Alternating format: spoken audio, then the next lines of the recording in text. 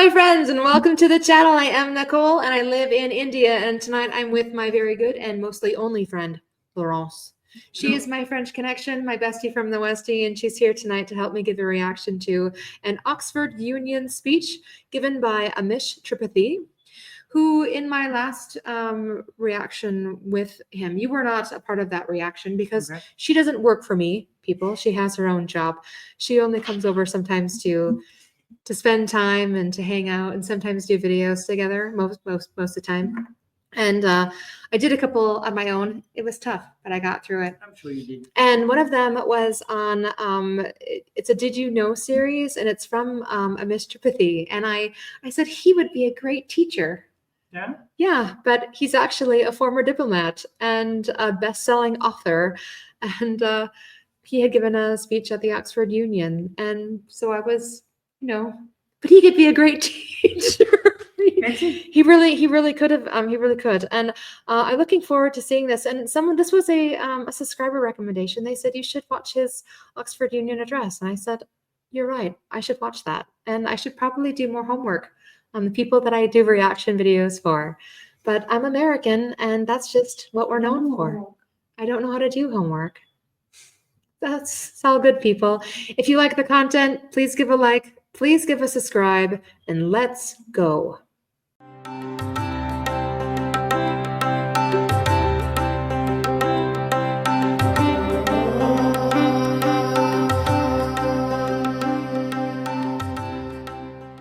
Go. Thank you. Thank you for inviting me here. How you see the world is often defined by where you come from. Now, wait, I forgot. This is actually him arguing that according to Hinduism, God cannot be a delusion. Interesting stuff, right? Okay, so let's see what he has to say. Sorry to interrupt. I'm a Hindu. Hinduism is most probably among the most ancient living religions on earth. And Hinduism is a part of the Dharmic group of religions, which also includes Buddhism, Jainism, and Sikhism.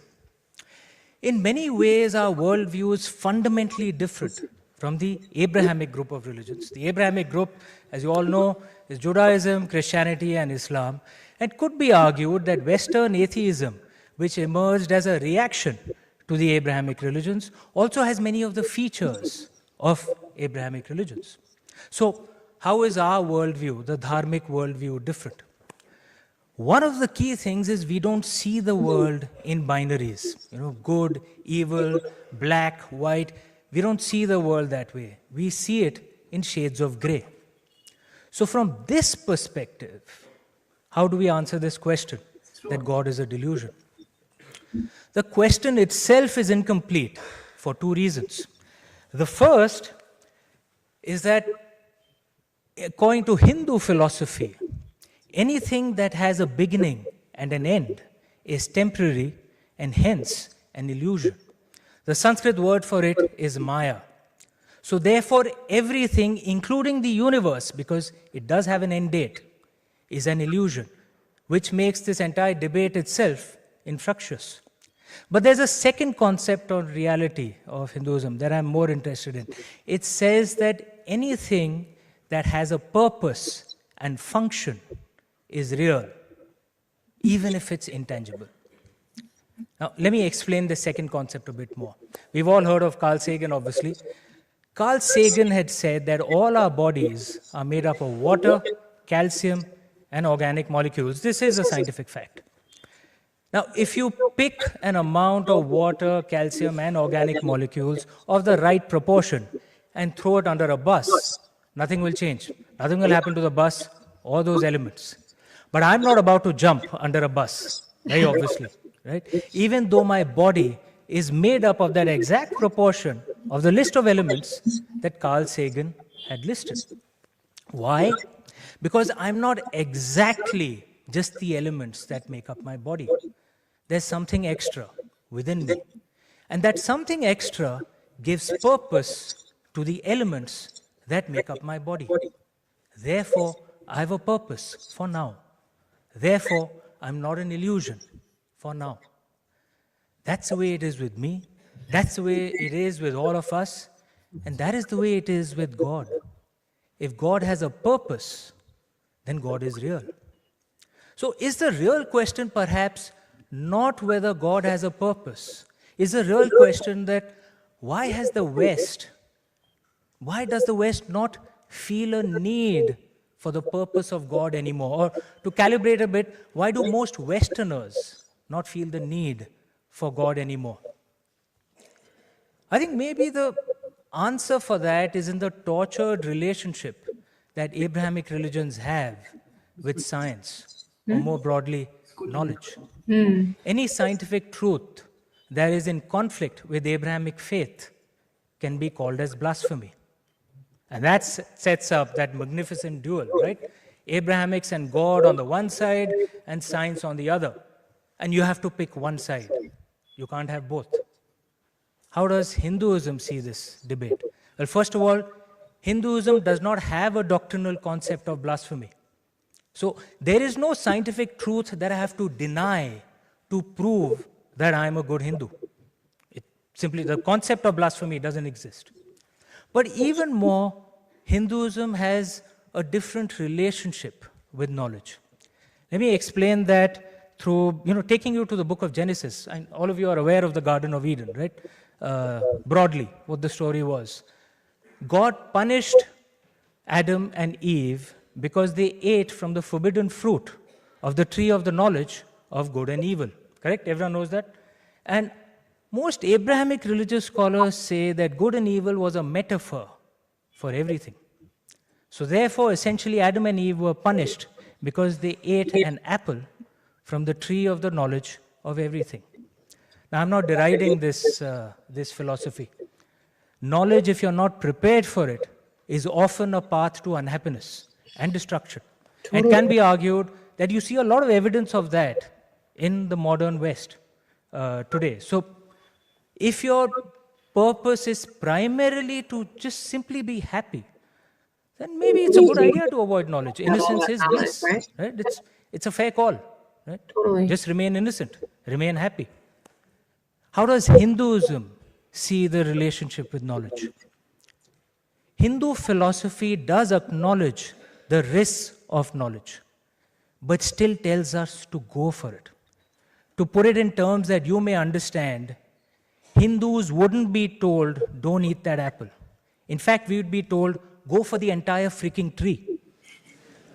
But what we would also be told, that before you go for that tree, prepare yourself so that you can handle that knowledge. This is essentially the concept of karma and dharma. Learn, evolve, so that you can handle that knowledge and then learn some more. And keep learning till you learn everything that there is to learn, till you have consumed that entire tree. Then you become God. You attain nirvana. I'm sure that's a term that most of you would have heard of, right? Nirvana. This is what the concept of nirvana is. You keep growing, keep learning, keep evolving, till you learn everything that there is to know. And then you become divine because you attain nirvana. Now, from this philosophical construct, what is the purpose of God? God is not supposed to be a strict father who keeps you in line for your own happiness. No. In the dharmic way, in the Hindu way, God is supposed to be like a witness or a guide who guides you on how to acquire knowledge without messing up your own life. Which is why you'll find that it's very, very common in India to be religious and scientific at the same time. How many of you read about the Indian space scientists who sent a probe to the moon? Everyone's aware of that? Yeah, we sent a probe to the moon. The cost of that project was cheaper than a Hollywood movie on that project. Yeah. Right? But the scientists, and many don't know this, that the scientists who prepared that probe and that rocket, before launch, they took the components of that rocket to a temple to pray to it. They saw no contradiction in it. Unlike Western atheists who very often feel the deep need to insult religion to prove their scientific temper. In the Hindu way, the divine can be male, female, or transgender and allows even expects human beings to question him or her, as Lord Krishna did in the Bhagavad Gita. I'm primarily an author. In the books that I write, I openly criticize and question the caste system. I write of powerful women. I have gay and transgender characters in my books. My books, by God's grace, actually sell in reasonably high numbers. You won't find any controversy around me. Because in the Hindu way, there is an openness to multiple truths. There's an openness to multiple paths to the divine. If I may complete, please. In some ways, then, this debate is similar to the debate that's taking place over artificial intelligence. From what I have read, not that I know Elon Musk personally, but from what I have read, apparently, Elon Musk is concerned about the risks of AI and is therefore hesitating. Whereas Sam Altman is, going all guns blazing, wants to forge ahead, right? In the Hindu way, the opportunity of AI would be seen, but the risks of it would also be acknowledged. Right? So perhaps, it cannot be denied that AI almost has the power of God. Do we have the ability to wield that power? Do our societies have the ability to handle the consequences of something like this? Everyone knows what this gesture is? Yeah, it's namaste. Most Westerners erroneously translate namaste to mean hello. That's not the actual meaning. In Sanskrit, namaste means I bow to the divine within you. Now, this is a statement of humility. I'm bowing. But it's also a challenge to you. Discover the divine within you. That is the challenge that Hinduism puts up. If I may just complete, I'm almost at the end. Right? If you find purpose, you will discover that God exists within you. And your task over this life and multiple lives is to grow, evolve, learn some more, and become God. God is not a delusion because you are God. You are a potential God. You are all potential gods. You just don't know it yet. What you have to do is find your purpose, and you will discover that you and God are in fact very real. And that's it. If there's a namaste, once again. Is there time? I'll answer that point of... Who had that? Yes, sir. Where are you? Sorry. Yeah, hi. Yes, even if we both agree that the universe is an illusion, that we are dualists, and that we are not fundamentally made up of the molecules that make us, and that West has an aversion to religion, and that God has a meaning, and that dharmics are the only people, an exclusive class of theists that believe in God and science. Oh, wait, I'm trying. No, dharmics don't believe in exclusivism at all, but carry on to your question. Even if we agree that the universe is an illusion and that God has meaning, That God exists. how that we can... Good question. Look, it's like this. One of the things... God, my eyes are so bad. I can't see from here. Reasonably conclude that God is not a delusion. How that conclude that God is not a delusion or that the Good universe... question. Look, it's like this. One of the things that in fact, this debate happened in one of our Upanishads. One of the things that we can be sure of is that we'll only know the truth when we die, right? So essentially, we have theories which explain facts as we see it today, right? That's actually what theoretical physics is also. At many large levels, I'm sure you've heard of dark energy, dark matter. No one really knows what it truly is, but just it's a theoretical placeholder to explain facts as we see it today. Right? What is the theory that might create a better society today and might explain facts as we see it today? Right? That's what essentially this is. Can we claim that that this is the absolute truth? No Hindu ever claims that. There is no concept of absolute truth in the dharmic way, right? All of us have an ability and a freedom and a right to find our own path. Many of the schools of philosophy in the Hindu way, I'm sure you're aware, are actually atheist schools. They're still Hindu, right? Or Buddhists or Jains can be atheist and Buddhist Jain at the same time. Faith is not central, right? Accepting the principles of the argument of cause and effect, that is central to the to the dharmic religion. So is this the theory that explains facts as we see it most well? I would argue it is. But does that mean it's the absolute truth? No. We'll only know when we attain nirvana or when we die. So how do we not know? Well, we are still here, so we don't know. Right? Have you read the Nasadiya hymn in the Rig Veda? Okay. Anyone who hasn't, there's a Nasadiya hymn in the Rig Veda. If I have time, if I can just explain that. It's a creation hymn. Okay, and you want to understand a really deep creation hymn, read Nasadiya, because it doesn't make any truth claims. It says, maybe this is how creation happened, or maybe this is how creation happened, or maybe this is how creation happened. The most magical are the last 4 lines of the Nasadiya hymn, that who can know for sure how creation happened? Even the gods wouldn't know, because even the gods were created after creation happened. And then the hymn goes on to say, maybe the only one who knows is the one most high. Or maybe even he doesn't know. And in Sanskrit, they don't use the term he, because the Brahman is actually beyond gender. So you can use it, she, he, whatever, right? Maybe he's the only one who knows, or maybe even he doesn't know. That's a skepticism at the heart of the Rig Veda, which is the oldest dharmic religion, because no one can know for sure. You have to have supreme arrogance to say, I know what the truth is. No one can know for sure, right? Okay. If there's no other point of order, I guess I'm done. Thank you. What do you think? There is not one thing I don't agree with. Don't agree with or don't I disagree? agree with everything. Yeah, so There is not one thing you don't disagree with. Yeah. Yes. Sorry. We were about to have a fight, No, Louise. no, no. Was Right, yeah. Yeah. No, it's. there anything in particular that stood out?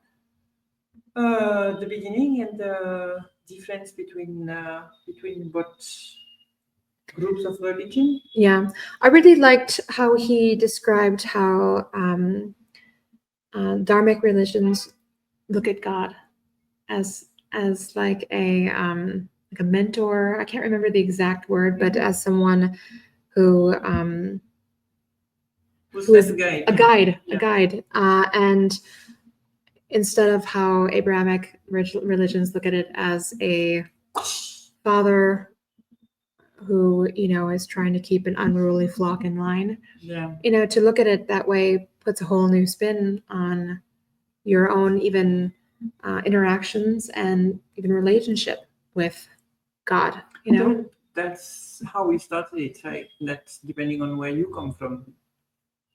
Your whole way of seeing the world is different. And that's true. Yeah, I also I can appreciate very much how Hinduism has the ability to decouple science and religion.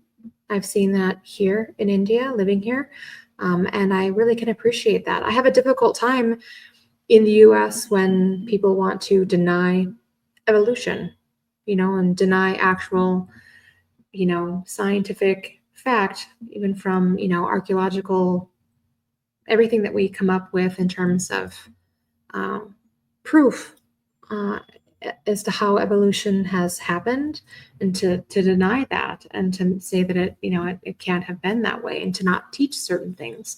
I think that is very destructive in a way. And I think I loved, and I actually say one of the things how I like to explain things, especially to people that may be very religious in my own community and at home. I like to say that I believe that there are many paths to God. And he actually said the same thing. I do believe that there are many paths to God. I don't necessarily think or necessarily believe that the Abrahamic religions are wrong, but I don't necessarily believe that they are also only right. I do believe that there are many paths to God. And as long as you're on a path, as long as you're a good person, that makes a difference. At least that's my own belief. So I like the fact that that was reiterated here. He's an excellent speaker. He really put across his point in a way that people could understand, and I really appreciated that. Yeah. So thank you so much for giving this as a recommendation. It was really an interesting watch. We definitely enjoyed it. If you have a recommendation that you would like to have us react to or watch, please put it in the comments. We'd love to hear from you. If you like the content, do give a like. Give me your subscribe. And as always, we love you and bye-bye. Mwah.